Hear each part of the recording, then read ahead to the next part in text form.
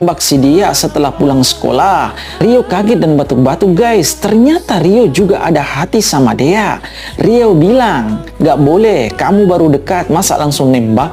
Mika bilang, ya nembak-nembak aja, PDKT-nya nanti kalau sudah pacaran. Emang bisa? Emang dia cetan sama lu doang? Mika kaget mendengar perkataan temannya Rio.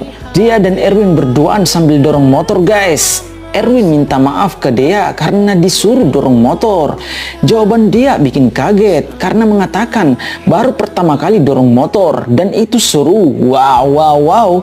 Kira-kira guys, cewek zaman sekarang ada yang mau dorong motor? Mungkin ada ya, tapi langka. Kapan-kapan lagi ya kita dorong motor, dan dorong motor itu keren dan seru kata Dea. Udah cantik, baik lagi guys. Tibalah Mika di rumah Dea guys dan akan menembak Dea dan mengatakan, kamu ada perlu apa kemari?